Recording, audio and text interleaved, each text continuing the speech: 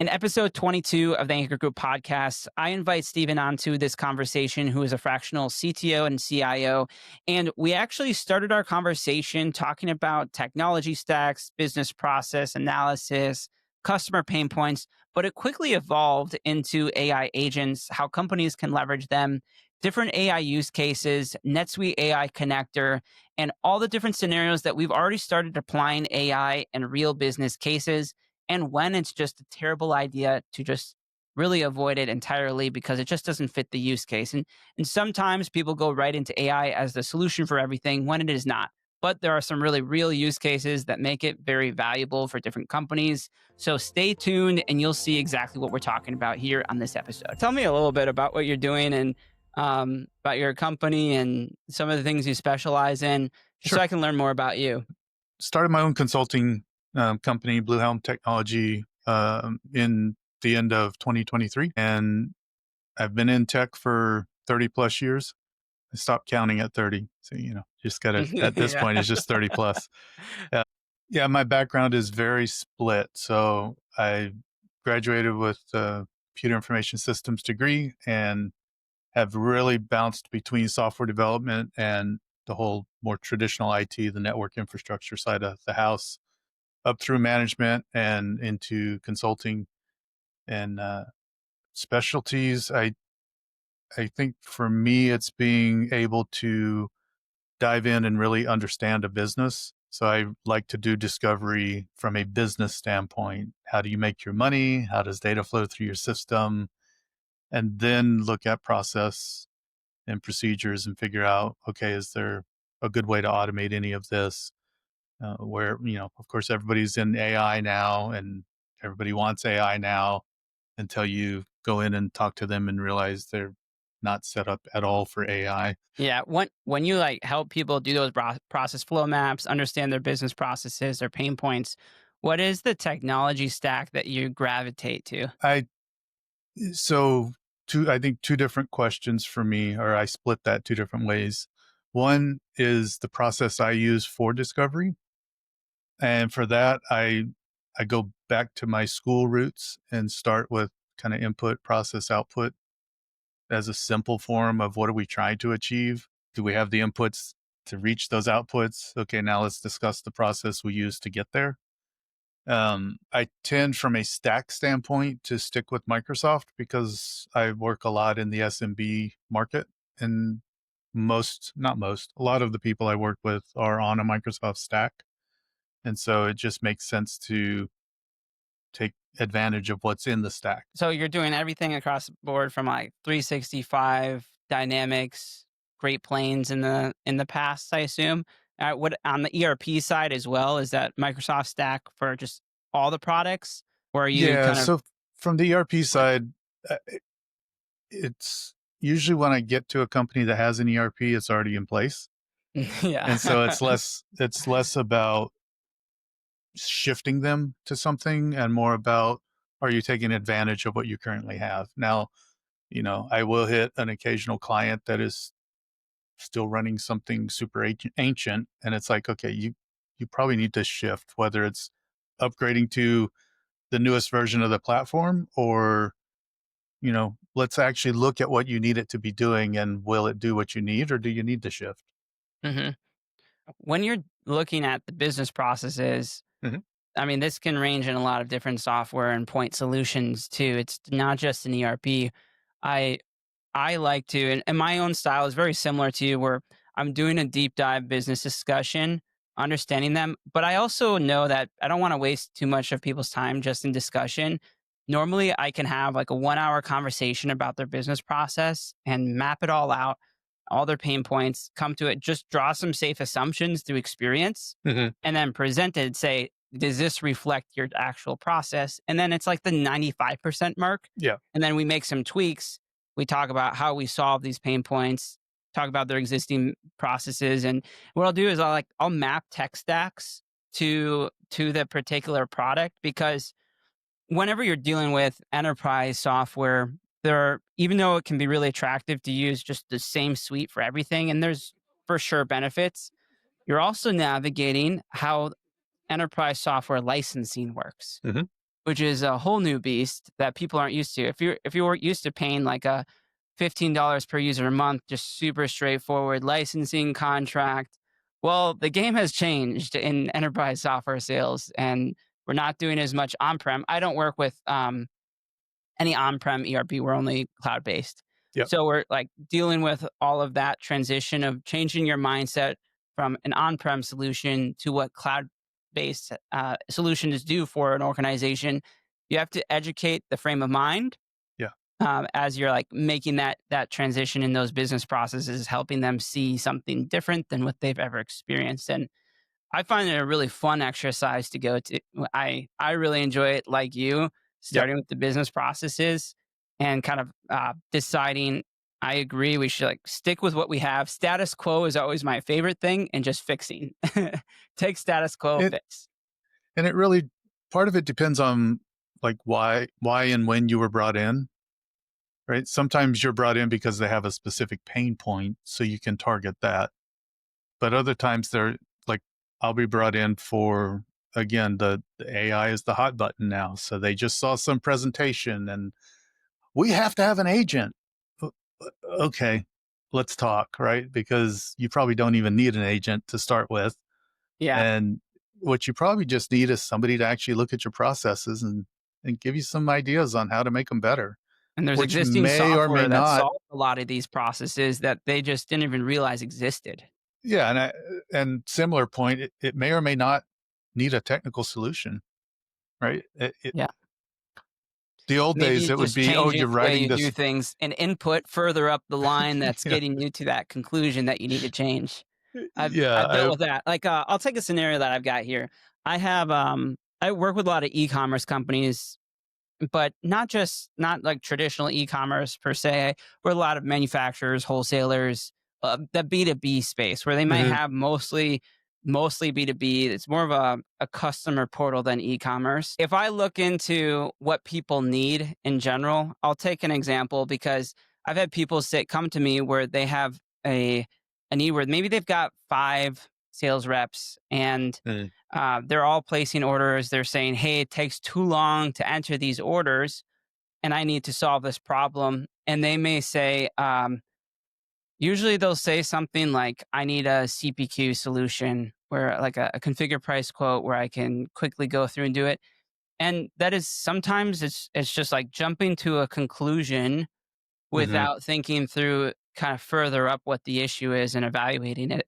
And since we're working in the B2B e-commerce space frequently, what I'll ask is, all right, that is an approach. Do you want to continue taking phone calls and directly taking the orders in? Or do you want to be able to do unlimited orders with a B2B e-commerce, a customer portal? It's like changing the way mhm, they decide on how to approach this because oftentimes they're worried about losing that personal touch. Just a fair point, but it's also a solvable worry to solve. And then there's a couple other things too. It's like, well, if it's taking too long and you want a CPQ, that could be an approach. There's also a couple small automations that it probably is because you're these like 20 fields you're constantly populating every time you create an order. You know how easy it is to create an automation that automatically populates these things? right, Boom. right, All right. We just like take a little bit more time to drill a little deeper, ask some questions, propose multiple for sure. approaches. And I find that to be a good way to do it, similar with the AI and needing to do agents and Yeah, deciding if they need that or yeah, not, you know? yeah. And a lot of times it is just straight automation that helps, and they get a huge lift from that. Yeah. But they're sold on they need an agent because in their mind that's AI. Yeah. And it's like, NetSuite's well, been doing some cool thing in the AI space in the last couple weeks. Have you been looking into that space at all? Are you not familiar? from the NetSuite side, no. Yeah. They're taking a pretty different approach. It's an interesting bet. And I don't know. We'll just see how the market responds. A lot of the times, software companies are using agents and they're building their own agents, Mhm, which I've never really questioned. And then NetSuite took a different approach where they just said, let's find a good way to make a connector to any agnostic AI. Just started with a handful of compatible ones where a non-technical user or an admin, a general admin can connect to an AI of their choice and interact with NetSuite. So I'm starting to see some cool examples where they may be like, "Hey, take this CSV file and map it in and create these four items." It determines, "Hey, I'm noticing these. These are the different mapping fields. Here's the NetSuite IDs. Here's the ones in the columns. Do these look right?" And then like performing the CSV import via AI and doing the mapping, which is sweet. And then there's some other scenarios where I've seen where they're like placing orders and analytics. It's pretty cool the taking like that agnostic approach to an AI so you can Hmm. pick and whoever wins the race, because we don't know who's going to win the race. It's still too early to tell. So I kind of like that agnostic approach. It's I different. do. Of course, then the other part of me is like, okay, so how is the cost structured around that usage? True. Are you able to point it to something like Olama to use it internally hosted LLM? Hmm. Would that be as effective? It would help with cost, Yeah. likely.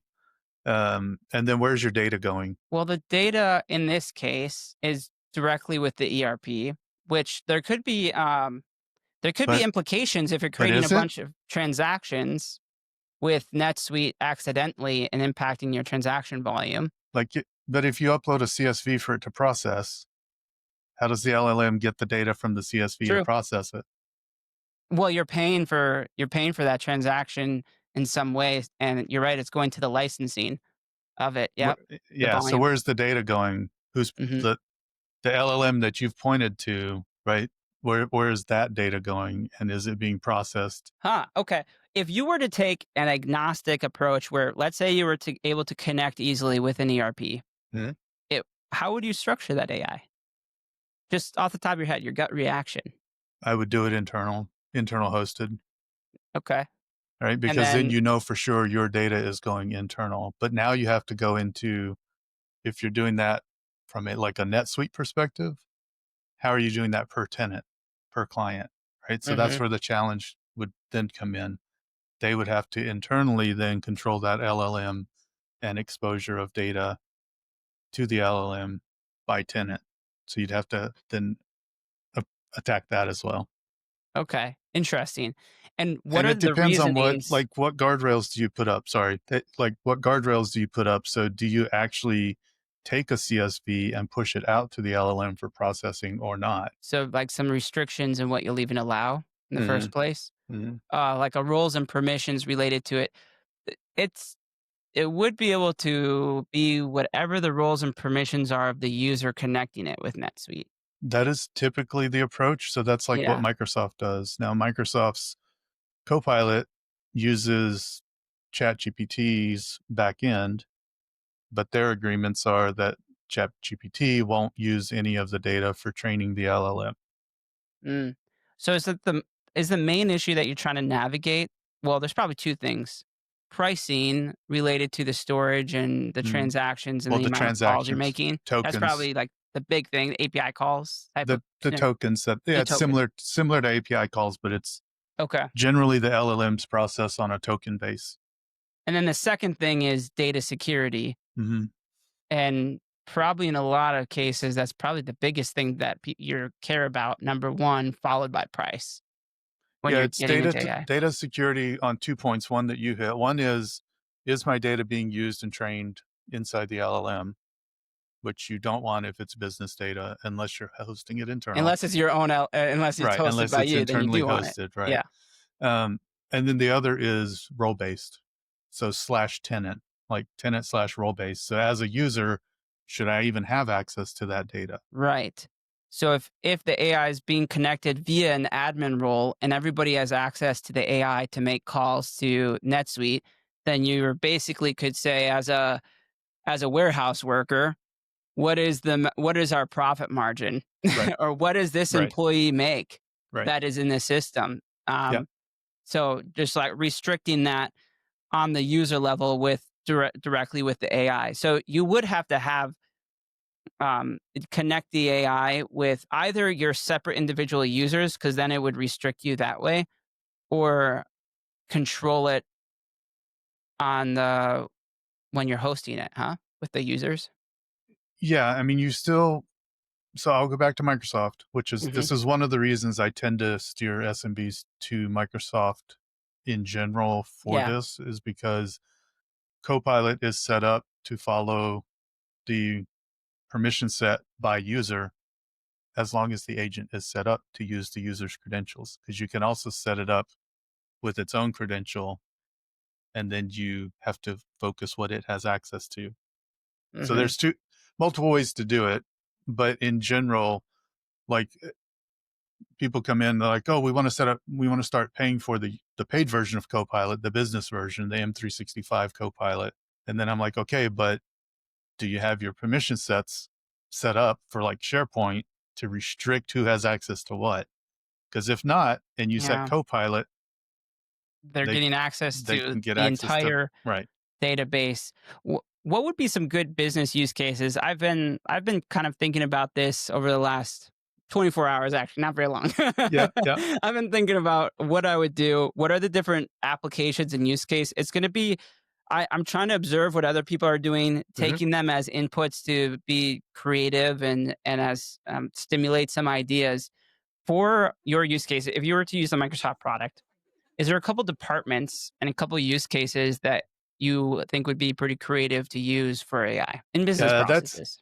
that's kind of the running question right now, actually, because a lot of the demos that are set up, it's like, oh, we're going to point an agent to all of our HR documentation and nobody will have to get HR involved ever again.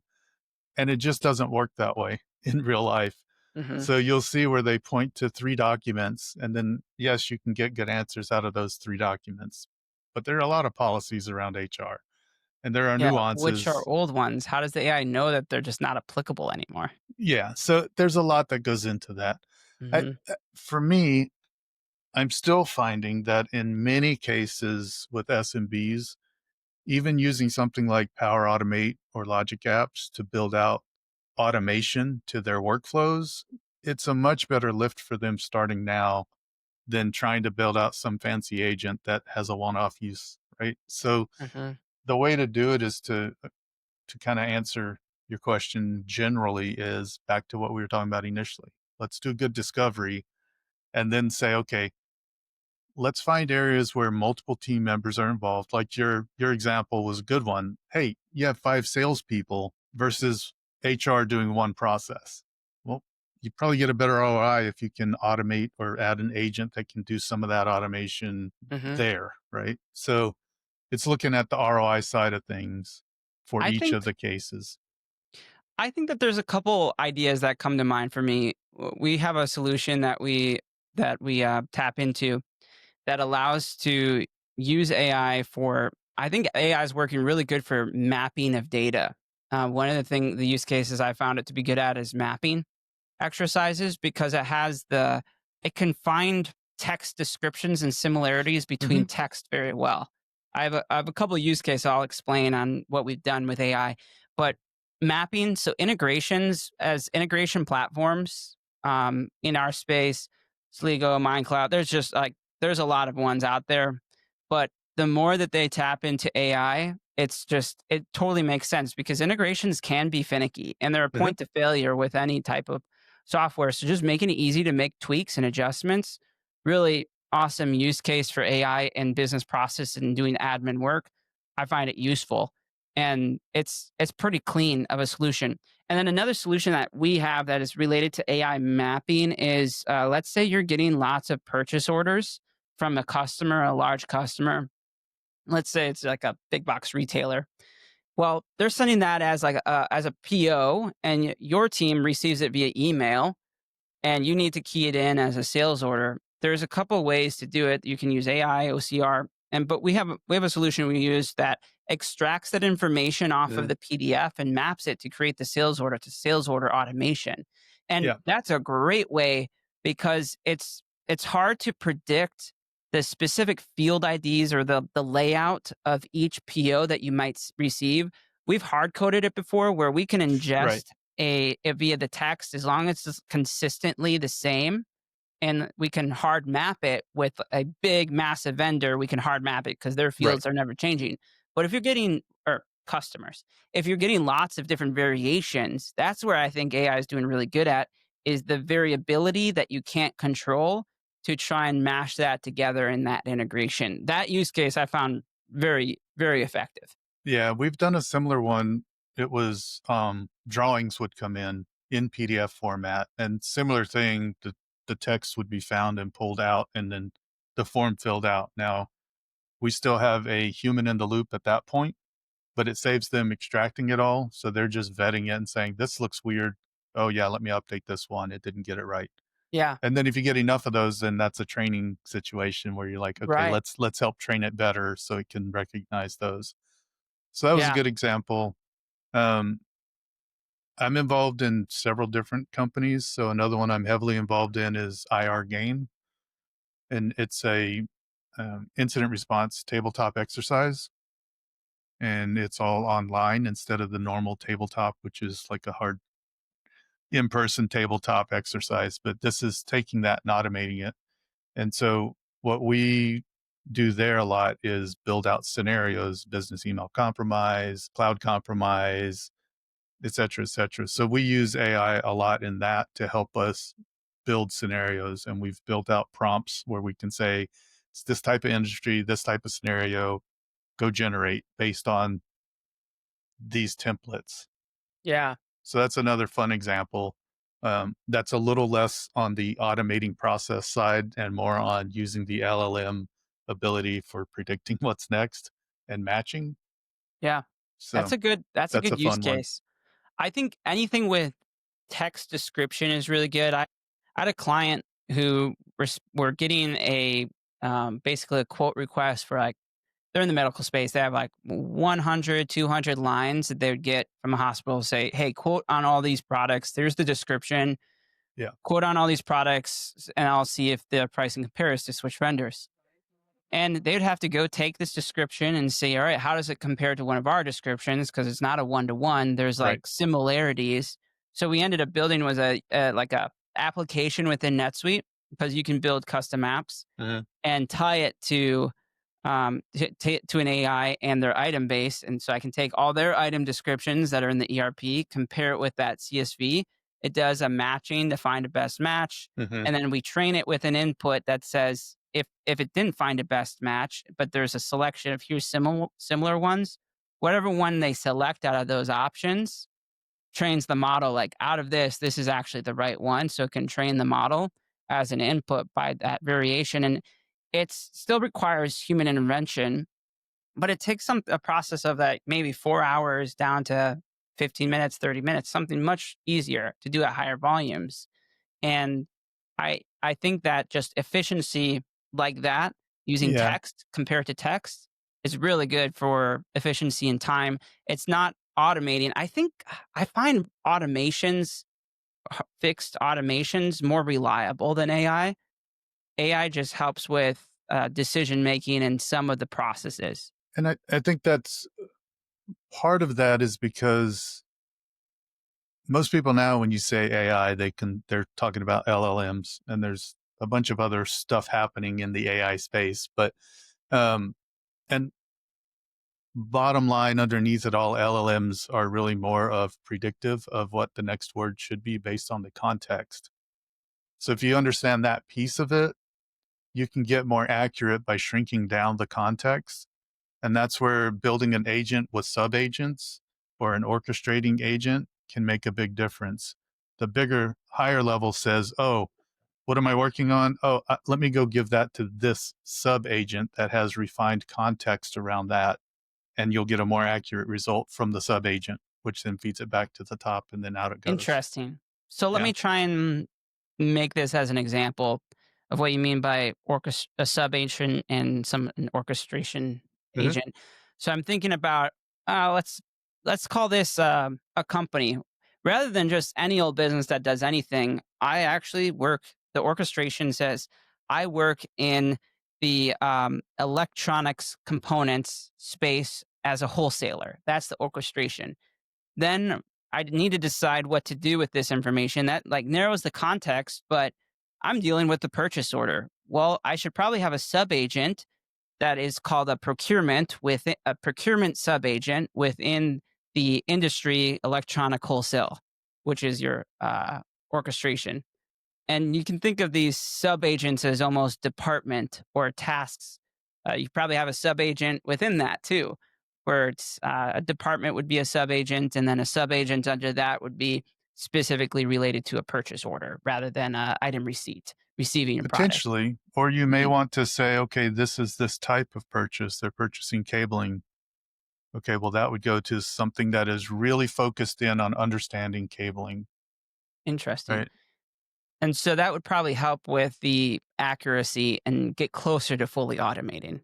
Yeah. So if you think about when you're using something like ChatGPT, just normal ChatGPT, not like through API connection or any of that, just normal ChatGPT, when you're chatting, if you shift context on it in the middle of your chat, it'll It's start bad. answering based on the original context you gave it, right? And I've totally shifted gears. It doesn't understand that. So the best way to handle that is you start a new chat and you give it Mm, new context, right? So if you have an agent that's super broad, it has to try to understand all that context. But if what you tell it is, hey, you're orchestrating, so if it's like you said, if it's procurement, maybe go here. Or if it's a procurement orchestration agent, maybe it has an understanding of context for, like I was saying, maybe it's electrical outlets versus cabling versus, right? mhm. Not to go too crazy on it, but that little bit of focus can start helping define it and getting better, cleaner answers back. Especially if you're getting inaccurate results, you need Right. to refine it further, give it better context. That Yeah. that makes a lot of sense Yeah. on, like, On your how to earlier reduce that further. example, sorry, Yeah. on your earlier example, one of the things that I like to do is have it give a percentage or a ranking on how it thinks it matches, right? Mhm. So, hey, match this to this. How well do you think you matched? 80%. Okay. 20%. Oh, flag that. Let's have That's a somebody good idea. review it.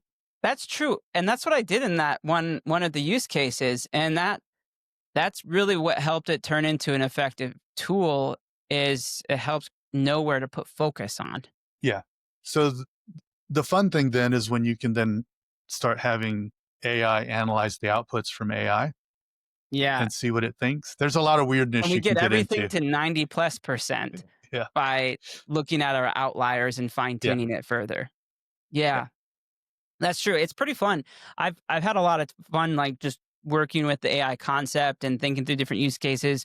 We recently did a website migration from, like, a previous CMS website builder, which we've had for since pretty much the day one at Anger Group, and it's an area that I work on a lot. And we just migrated to just a hosted one where we have a lot more control and it's Mhm. headless and it's great. It's really fun. And one of the things throughout this process was we have to, I don't know if you're familiar with schema markup, but it's like Google crawler. What are you going to tell Google crawlers what exists on the page specifically with the attributes? And it takes that input and sees what their own crawlers. And if both of those match, they're like, yeah, well, the human's telling me I have this, and I saw this. If they match, there's a high degree of certainty that I have that this is accurate content. If they don't match, then I'm not going to rank you as high because either the bot misinterpreted or the human did, and we're just not as confident to serve it up to the user. So that's what schema markup is doing. It's just a directly having a user input to tell them what the bot to compare against.